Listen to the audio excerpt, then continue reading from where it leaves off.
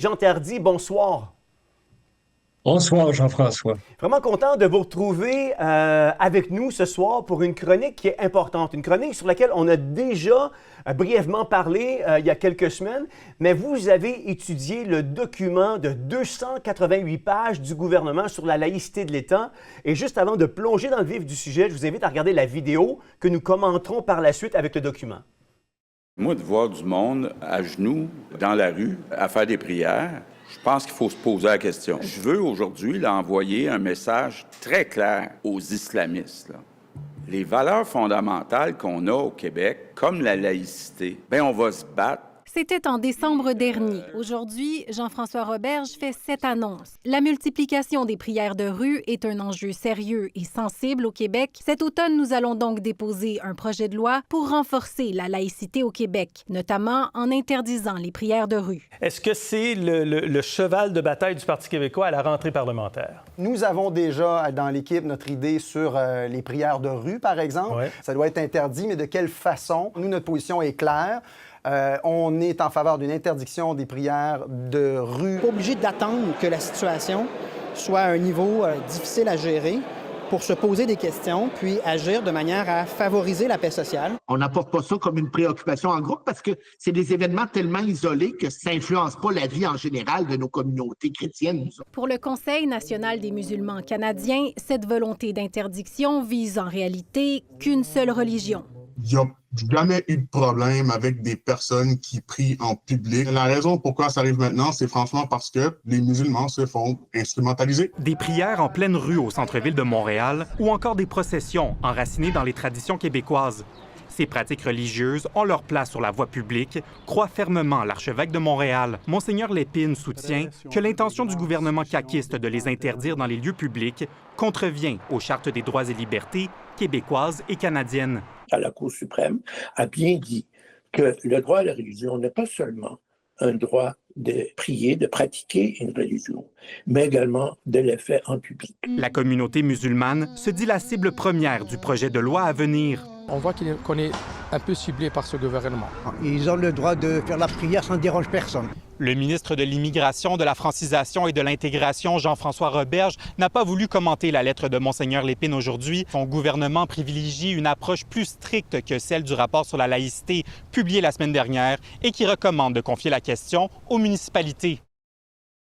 Jean Tardy, le mot laïcité est sur les lèvres de tous les politiciens, de tous les Québécois depuis quelque temps. Ça a commencé avec l'islam, ça s'est poursuivi la semaine dernière avec les chrétiens évangéliques qui ont été sur la sphère publique médiatique. Jean, vous avez lu le rapport de 288 pages. Au-delà du langage juridique, quel est le véritable projet puis que cache-t-il, ce projet-là? Le projet utilise une technique qui est en cours depuis des décennies au Québec, dans la démarche d'apostasie des élites.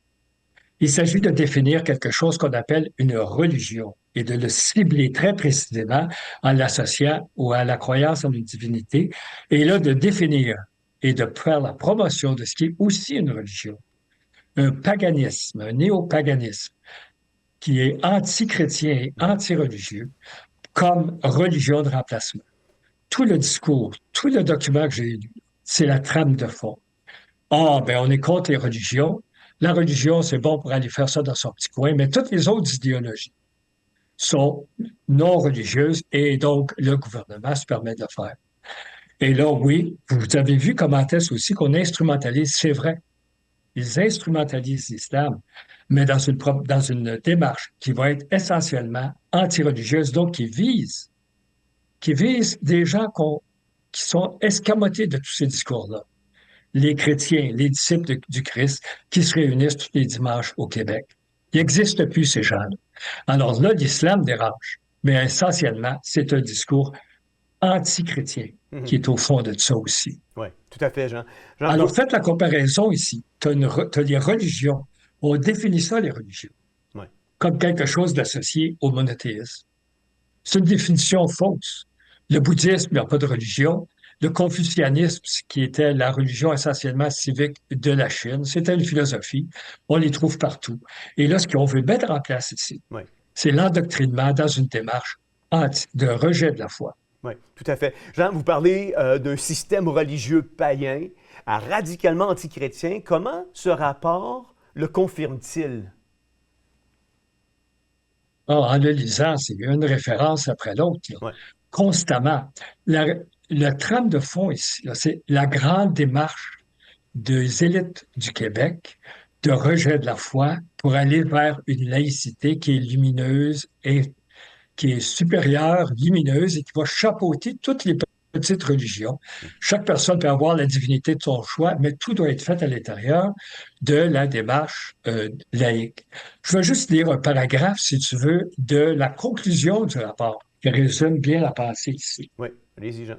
On vous écoute. Donne-moi juste une petite minute, là, ici.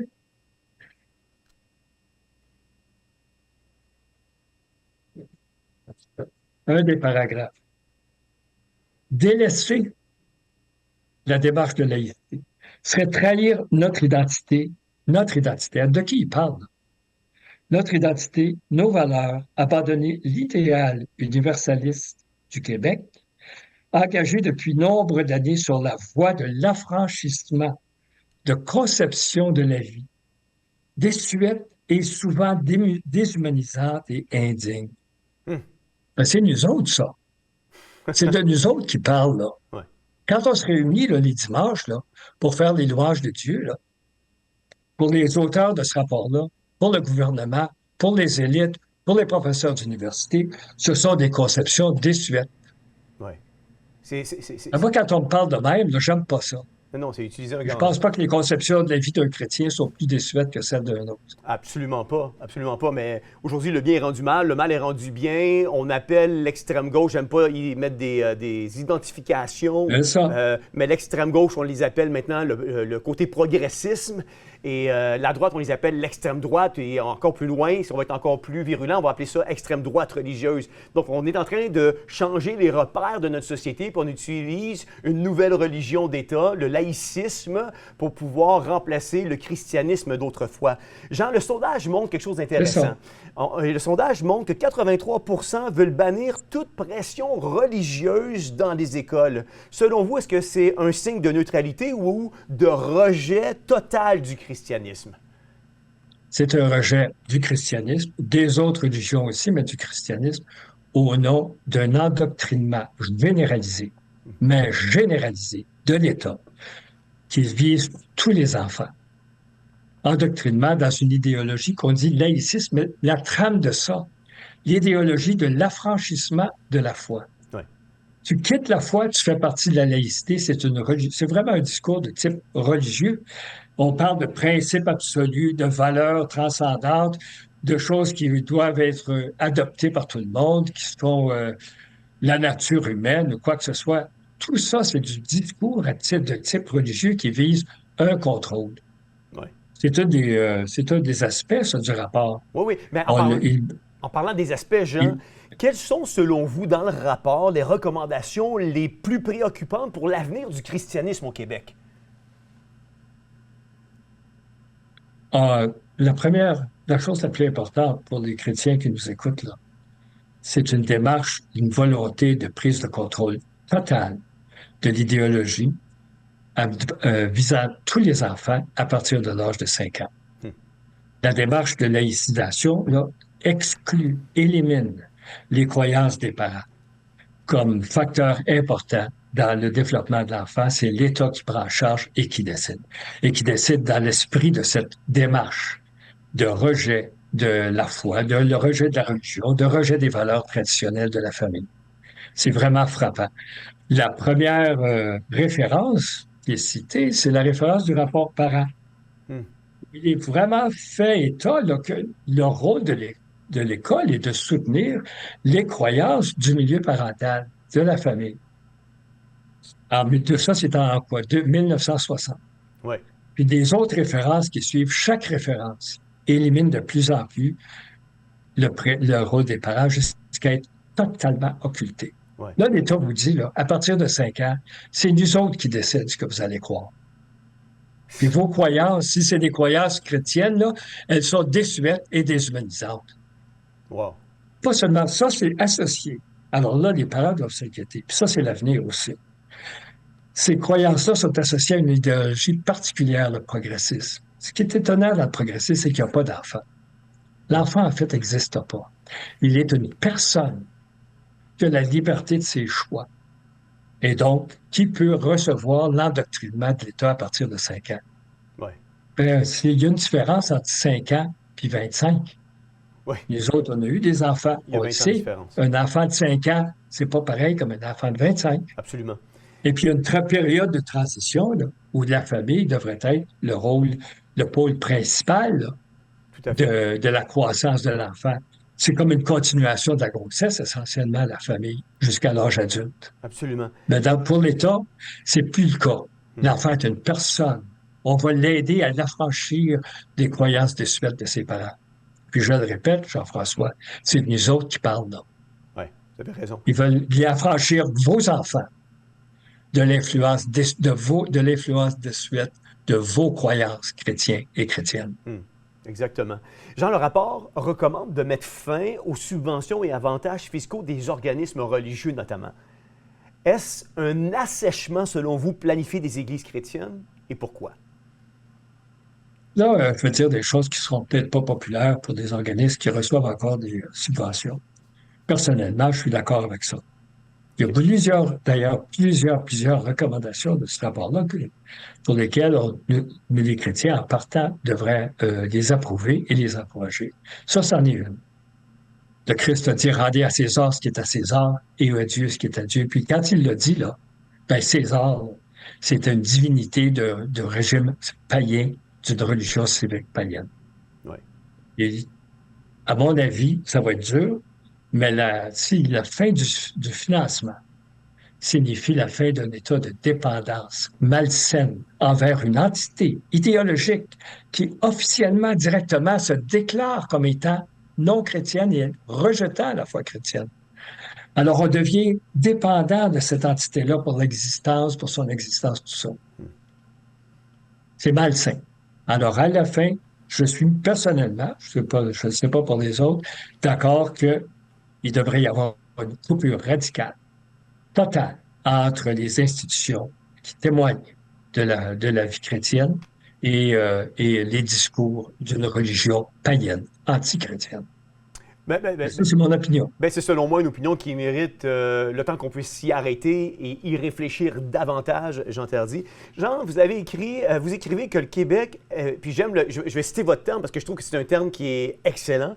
Vous écrivez que le Québec est gouverné par une avortocratie, un noyau d'élite féministe stérile qui impose ses valeurs. Comment ce rapport sur la laïcité sert-il à consolider ce pouvoir? Il le consolide et tente de le protéger. La laïcité, essentiellement, c'est une idéologie civique, une religion païenne stérile, fondamentalement stérile, qui encourage l'avortement et qui encourage un rôle pour les femmes qui exclut toute dignité, toute reconnaissance d'une certaine minorité de femmes qui seraient mères de familles nombreuses. Parce que pour avoir une société qui est en croissance démographique, ça en prend 30 40 mais ça en prend. Alors, cet agenda-là est un agenda qui vise l'endoctrinement. Parce que là, ils ont découvert, dans les années 90, j'étais là, l'idéologie croyait que tous les gens viendraient de tous les pays et de toutes les cultures, puis diraient « Oh, wow! » Être des petits bonhommes et des petites bonnes femmes stériles qui s'amusent le soir puis qui vont flirter, tout le monde va vouloir ça. Tout le monde va naturellement devenir des progressistes incroyables. Puis là, ils découvrent quelques années plus tard que ce n'est pas le cas. Alors là, on met des mesures en place pour protéger une idéologie de type païenne fondamentalement stérile. Alors, c'est pas ça. C'est un agenda de protection et de promotion d'un style de vie et d'un type de vie qui affirme être l'expression de tout le peuple, même si ce n'est pas notre expression. Oui. Jean, je veux vous ramener dans le cadre du document. Vous dites que ce rapport est rempli de contorsions sémantiques et de mesures bricolées. Est-ce un document juridique sérieux ou, selon vous, c'est un manifeste idéologique déguisé? C'est sérieux. Ça se prend pour être sérieux. Le discours est pompeux. Il y a plein de références aux législateurs qui s'inquiètent de ceci et qui veulent cela, tu sais. Mais est-ce que c'est sérieux? Là, je vais vous parler des chambrettes de méditation multiconfessionnelle. Tiens, on va en prendre un. Il y a vraiment des éléments assez cocasses là-dedans. Alors là, le problème, c'est on trouve que c'est bon que des jeunes aient un endroit pour aller méditer et se concentrer. Et là, il y a toute une espèce d'ensemble de recommandations pour établir des chambrettes multiconfessionnelles. OK? Puis ça, supposément, c'est bon pour la santé. Mais là, on précise que ces chambrettes-là peuvent être utilisées par une personne ou deux personnes, mais pas trois. Hein? Ça va jusqu'à ce niveau-là. Pourquoi? Parce que un, c'est bien, deux, c'est gentil, puis trois, c'est l'islam. Oh! Puis là, s'ils mettent leur tapis là-dedans, ben, ils vont faire, ça va devenir une mini-mosquée. Chambrette de méditation confessionnelle. Ça, on voit là, la stérilité, la faillite de l'idéologie là, du laïcisme québécois. Qui est-ce qui voudrait aller méditer là-dedans, une chambrette multiconfessionnelle? Imagine de faire une annonce, là. Tu cherches un sens à la vie, mon gars? Pas de problème. Va t'asseoir dans la chambrette de méditation multiconfessionnelle approuvée par le comité de la laïcité. Puis invoque la divinité de ton choix, ou quelques-unes, ou aucune. Puis tu vas avoir des réponses. C'est de la merde, tout ça. Du bricolage, de l'invention, du n'importe quoi pour essayer de colmater une idéologie stérile. Puis recommandation aux chrétiens qui nous écoutent, les jeunes, là, évitez ça, ces places-là. Si vous voulez prier ou méditer, sortez dehors puis allez vous promener dans le parc, comme le Seigneur faisait d'ailleurs. Il s'éloignait un peu du village puis il allait prier. Ouais. Mais laissez faire les petites chambrettes niaiseuses de cette idéologie-là. Puis adressez-vous à celui qui peut répondre à vos prières. Son nom, c'est Jésus-Christ. Il peut changer des vies, il peut reconstruire un mariage, il peut briser, il peut réparer des cœurs brisés. Et c'est le seul qui peut répondre à vos prières et non pas une chambrette multiconfessionnelle. Jean, il y a un sondage qui montre que 54 Ce que tu viens de dire, là, oui. L'élite gaucher de Beaujard du plateau, là, ils considèrent que c'est un discours désuet et indigne. Imagine. Oui. Ben, quel ce monde-là. Jean, il y a un sondage qui montre que 54 des Québécois veulent interdire les prières de rue. Est-ce que c'est le fruit du discours officiel de laïcité ou le reflet d'une société déjà allergique au christianisme? Ça dérange. Oui. La laïcité, il faut dire quand même que le mouvement laïque, l'élite athée du Québec, ils ont réussi vraiment à éliminer puis à neutraliser le christianisme. Alors, c'est bien tranquille à sa place. On l'oublie un peu, celui-là. Puis là, ils font face à une religion qui est un petit peu plus agressive, si on veut, ou affirmative dans ses discours. Alors là, on revient à la vieille définition de religion, là. Ben, des parades gays, c'est pas idéologique, ça. Ça fait pas la promotion de style de vie, puis d'art de vivre, puis tout ça. Toutes ces choses-là, mais ça n'évoque pas de divinité. Alors là, on essaie de faire cette petite compartimentalisation-là, très particulière. Puis tout en prétendant qu'on vit dans une société ouverte. Il y a des prières de rue, ça dérange les gens. OK. Tu veux canceller les exhibits, les manifestations de rue? Cancelle-les toutes. Cancelle la parade gay, cancelle toutes les autres manifestations plus ou moins politiques, plus ou moins idéologiques. Sinon, accepte. Ouais. Isoler les religions et les contrôler alors qu'on laisse faire toutes les autres idéologies, c'est injuste. Ouais. Jean, rapidement, est-ce qu'on peut dire que ce document a servi d'outil pour légitimer une culture antichrétienne déjà bien implantée dans l'opinion publique? À mon avis, c'est implanté en effet dans l'opinion publique. D'abord, c'est la culture, c'est l'ensemble des croyances des élites, la merdia, les journalistes, les professeurs, les hauts fonctionnaires. L'élite du Québec est rendue là. Et à mon avis, une majorité des Québécois sont aussi là. Dans ce sens-là, le discours est tout à fait correct. C'est vrai qu'ils sont l'expression de la majorité des Québécois. Oui. Sauf que cette expression-là, en faisant ça, ils s'escamotent, ils effacent, mais totalement, là, toute référence et tout bienfait et toute identité reliée à la foi. Oui. Alors, tout à fait, Oui. Les Québécois doivent le savoir. Oui. Ils vivent dans un pays qui est résolument anti-chrétien, qui s'est éloigné de la foi, et ils devront faire les choses, devraient vivre en conséquence. Oui.